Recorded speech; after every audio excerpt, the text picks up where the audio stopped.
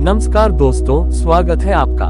आज हम जीवन की उस सबसे रहस्यमयी शक्ति को समझने वाले हैं जो दिखाई नहीं देती, पकड़ी नहीं जाती, हाथ में नहीं आती, लेकिन पूरे जीवन की दिशा बदलने का सामर्थ्य रखती है, मन। कभी गहराई से सोचा है, अगर आप अपने मन को पूरी तरह वश में कर लें, अगर आप कहें शांत हो जाओ और मन तुरंत शांत हो जाए, ध्यान दो और मन बिना भटके ध्यान दे, डर मत और मन सच में डरना बंद कर दे, सो जाओ और आप तुरंत सो जाएं। अगर ऐसा हो जाए तो सोचिए आपकी जिंदगी कैसी बन जाएगी। क्या कोई परीक्षा कठिन रहेगी? क्या कोई लक्ष्य असंभव रहेगा? क्या कोई तनाव टिक पाएगा? क्या कोई व्यक्ति आपको भीतर से हिला पाएगा? कभी नहीं, क्योंकि जिस दिन आपने मन को जीत लिया उसी दिन आपने जीवन को जीत लिया। इसीलिए कहा गया, जिसने मन को जीत लिया उसने ब्रह्मांड को जीत लिया। इसीलिए बुद्ध ने कहा, मन सब कुछ है, जैसा तुम सोचते हो वैसे ही बन जाते हो। इसीलिए शास्त्र कहते हैं, मन एव मनुष्याणां कारणं बंध मोक्षयोः। मन ही बंधन का कारण है और मन ही मुक्ति का। लेकिन आज की सबसे बड़ी समस्या यह है, हम मन को जानते कम है और मन को सहते ज्यादा है। वो मन जब शांत रहना चाहिए तब शोर मचाता है, जब फोकस चाहिए तब इधर उधर भटक जाता है, जब हिम्मत चाहिए तब कमजोर पड़ जाता है, जब सोना चाहिए तब पुरानी बातें याद दिलाता रहता है। सच कहें तो हमारे जीवन का सबसे बड़ा झगड़ा बाहर की दुनिया से नहीं बल्कि अपने ही मन से है। और दुख की बात, हम अपना पूरा जीवन दूसरों को बदलने में लगा देते हैं, लेकिन उस चीज को बदलना भूल जाते हैं जो सच में हमारी जिंदगी को बनाती या बिगाड़ती है, अपना मन। मन भटकता क्यों है? विज्ञान और बुद्ध की दृष्टि। एक सवाल जो हर इंसान पूछता है, मेरा मन इतना भटकता क्यों है? आधुनिक विज्ञान कहता है, मन एक हैबिट सिस्टम है। आप जो रोज सोचते हैं वही मन की आदत बन जाता है। जो विचार आप दोहराते हैं वही मस्तिष्क में रास्ता, न्यूरल पाथवे बनाते हैं। फिर मन बार बार उन्हीं रास्तों पर दौड़ने लगता है। यानी तुम वही सोचते हो जो तुमने खुद अपने मन में बार बार डाला है। अगर आप हर सुबह उठते ही मोबाइल देखते हैं, चिंता करते हैं, तुलना करते हैं, तो मन इन्हीं चीजों का आदी हो जाता है। अब बुद्ध क्या कहते हैं? बुद्ध कहते हैं, मन एक चंचल बंदर की तरह है।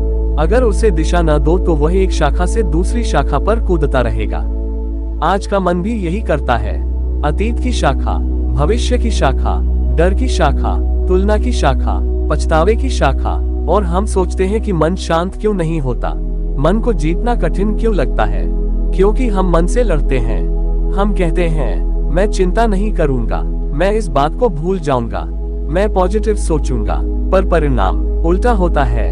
क्यों? क्योंकि जिस विचार को आप रोकना चाहते हैं वही सबसे अधिक लौट कर आता है। इसे कहते हैं थॉट रिबाउंड इफेक्ट। आप कहते हैं, यह मत सोचो, मन कहता है यही सोचो। आप कहते हैं, मुझे डरना नहीं, मन कहता है यही डर याद रखो। बुद्ध ने इस समस्या को हजारों साल पहले ही समझाया था।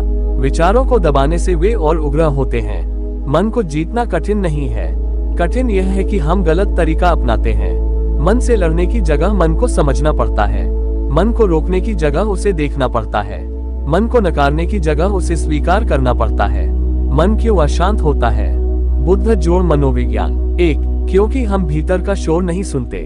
हम बाहर की आवाजें बंद कर लेते हैं, दरवाजा, लाइट, मोबाइल, लेकिन भीतर की आवाजें वे बंद नहीं होती, वे चीखती रहती हैं। पुरानी गलती, अधूरे सपने, डर, पछतावा, दर्द, अपेक्षाएं, तुलना। बुद्ध कहते हैं, मन अशांत इसलिए नहीं होता क्योंकि दुनिया शोर मचा रही है। मन अशांत इसलिए होता है क्योंकि भीतर की आवाजें अनसुनी रह गई हैं। मनोविज्ञान भी कहता है, हमारा मन अशांत तब होता है जब अंदर कोई अधूरा भाव, अनप्रोसेस्ड इमोशन पड़ा हो, आपने बस उसे सुना नहीं। दो, क्योंकि हम अतीत में फंसे रहते हैं। अतीत बीत चुका है लेकिन मन उसे बार बार दोहराता है। क्यों? क्योंकि अतीत में फंसे कुछ भाव आज भी अधूरे हैं। दिमाग उन्हें इसलिए पकड़ता है ताकि भविष्य में गलती न दोहराई जाए, पर ऐसा करते करते दिमाग हमें ही चोट पहुंचाता है। बुद्ध का वाक्य, अतीत तुम्हें चोट दे सकता है लेकिन नियंत्रण तभी करता है जब तुम उसे अपने वर्तमान में जगह दे दो। तीन, क्योंकि हम भविष्य से डरते हैं। भविष्य अनजाना है और मन अनजाने को हमेशा खतरा मान लेता है। दिमाग छोटी चिंता को भी बड़ा खतरा बना देता है। इसे कहते हैं कैटास्ट्रोफिक थिंकिंग। और बुद्ध कहते हैं, कोई भी भय भविष्य में नहीं होता, भय मन में जन्म लेता है। यानी डर असली नहीं, कल्पना है। 4, क्योंकि हम तुलना करते हैं। तुलना करना आज का सबसे बड़ा मानसिक जहर है। सोशल मीडिया ने इस समस्या को 10 गुना बढ़ा दिया है। बुद्ध कहते हैं, तुलना मन को जला देती है। मनोविज्ञान कहता है, तुलना आपका आत्मविश्वास धीरे धीरे खा जाती है। आप दूसरों को देखते रहते हैं और खुद को भूल जाते हैं। और जो खुद को नहीं देख सकता, वह मन को कैसे समझेगा। 5. क्योंकि हम मन को दबा देते हैं। मन एक छोटे बच्चे जैसा है। अगर आप उसे अनदेखा करते हैं, वह रोएगा। अगर आप उसे दबाते हैं, वह चिल्लाएगा। अगर आप उसे मारते हैं, वह भागेगा। लेकिन अगर आप उसे समझते हैं, तो वही मन आपका साथी बन जाता है। मन को शांत करने का वास्तविक मार्ग क्या है? मन को शांत करना किसी पहाड़ की चोटी पर जाकर घंटों ध्यान लगाने से नहीं होता। मन को शांत करना तब शुरू होता है जब आप मन को स्वीकारते हैं, मन को देखते हैं, मन को समझते हैं, मन को आदेश देते हैं, मन से दूरी बनाना सीखते हैं, मन से जुड़ना छोड़ देते हैं। बुद्ध का तरीका और आधुनिक मनोविज्ञान दोनों एक ही बात कहते हैं। माइंडफुलनेस ही मन को शांत करने का पहला और सबसे प्रभावी कदम है। अब हम उन सभी विधियों को समझेंगे जो मन को शांत करती हैं, जिन्हें बुद्ध ने सिखाया और जिन्हें आज न्यूरोसाइंस भी प्रमाणित करता है।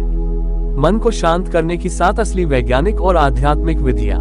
विधि 1, स्वीकार, एक्सेप्टेंस। मन की शांति की पहली सीढ़ी है स्वीकार। मन में जो भी है, दर्द, गुस्सा, दुख, बेचैनी, उलझन, उसे पहले स्वीकार करना होता है। बुद्ध कहते हैं, देखो, समझो, फिर छोड़ो। हम क्या करते हैं? देखना भी नहीं चाहते, समझना तो दूर, और छोड़ना तो हम जानते ही नहीं। मनोविज्ञान इसे कहते हैं माइंडफुल एक्सेप्टेंस। किसी भी विचार या भावना को बिना जज किए स्वीकारना। जब आप स्वीकार करते हैं, मन तुरंत आधा शांत हो जाता है।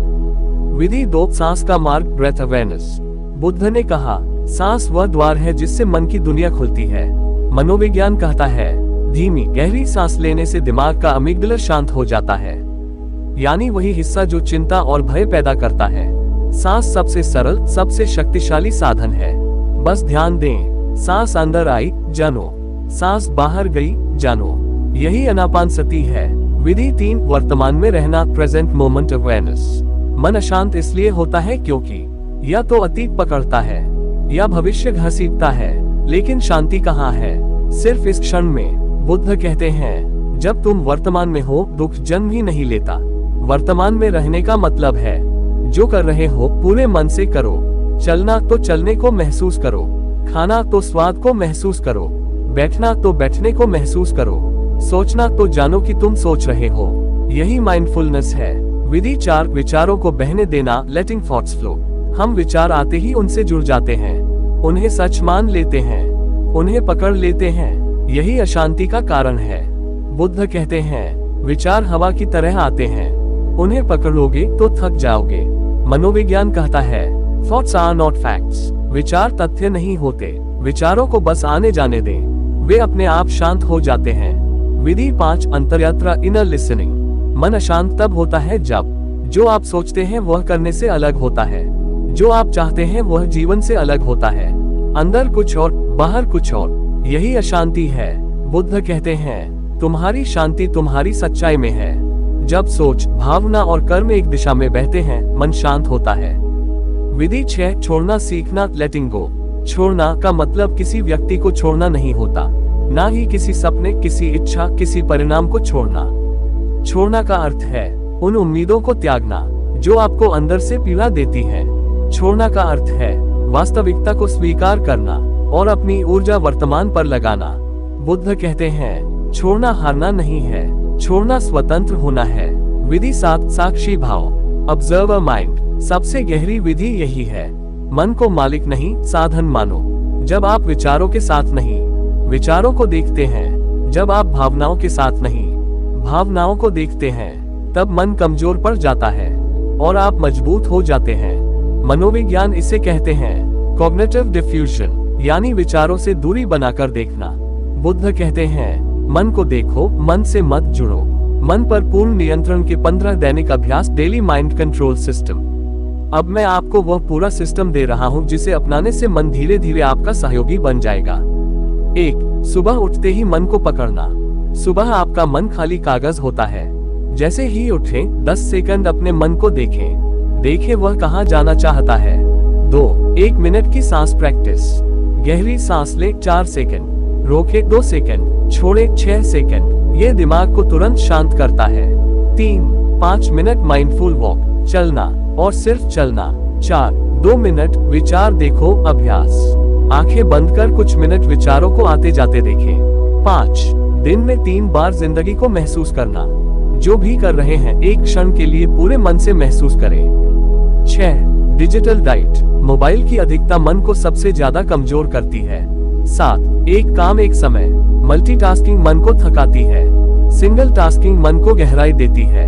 8 अतीत को फोल्डर में रखें, अतीत इक्वल्स फोल्डर, जब चाहो खोलो, बाकी समय बंद। 9 भविष्य को योजना बनाए, डर नहीं। भविष्य का डर खत्म नहीं किया जा सकता, पर उसे योजना में बदल दिया जाए तो डर तुरंत गायब। 10 तुलना बंद करें, सोशल मीडिया का उपयोग नियंत्रित करें। 11 अपनी भावनाएं लिखें, लिखने से दिमाग भारी बोझ उतार देता है। 12 मन को नाम दें, उदाहरण यह मेरा बेचैन मन बोल रहा है, तुरंत दूरी बन जाती है। 13 रात में मन को धन्यवाद, सोने से पहले अपने मन से कहें, आज तुमने मेरी मदद की, धन्यवाद। मन एक बच्चा है, ध्यान मिलने पर खिलता है। 14 खुद से पूछें, अभी जो विचार है क्या ये तथ्य है। 15 हर रात 2 मिनट का मौन, मौन मन की दवा है। मन को जीत लेने के बाद जीवन कैसा बनता है। जब मन आपका गुलाम बन जाता है तो जीवन चमत्कार जैसा दिखने लगता है। आप बिना मेहनत के फोकस कर लेते हैं, आप तनाव में भी शांत रहते हैं, आप क्रोध पर तुरंत नियंत्रण कर लेते हैं, नींद गहरी आने लगती है, निर्णय स्पष्ट होने लगते हैं, डर और चिंता गायब होने लगती है, रिश्ते सुधरने लगते हैं, आपकी ऊर्जा 2 गुना बढ़ जाती है, आपकी पहचान बदल जाती है, और सबसे बड़ी बात, आप खुद अपने मालिक बन जाते हैं। दुनिया वही रहती है, लेकिन आप बदल जाते हैं, और जब आप बदल जाते हैं तो पूरी दुनिया आपको अलग दिखने लगती है। मन कोई दुश्मन नहीं, मन एक दर्पण है। दर्पण गंदा हो तो चेहरा दोषी नहीं, बस दर्पण साफ करना होता है। जिसने दर्पण साफ कर लिया, जिसने मन को समझ लिया, जिसने मन को जीत लिया, उसके लिए जीवन एक उत्सव बन जाता है। दोस्तों, अगर आपको ऐसी ही जीवन परिवर्तन करने वाली बातें, आध्यात्मिक ज्ञान और मनोविज्ञान का संगम पसंद है तो हमारा चैनल आपके जीवन की रोशनी बन सकता है। ये चैनल सिर्फ वीडियो का संग्रह नहीं बल्कि आत्मा को जगाने का एक सफर है। तो अभी हमारे YouTube चैनल को सब्सक्राइब कीजिए। धन्यवाद।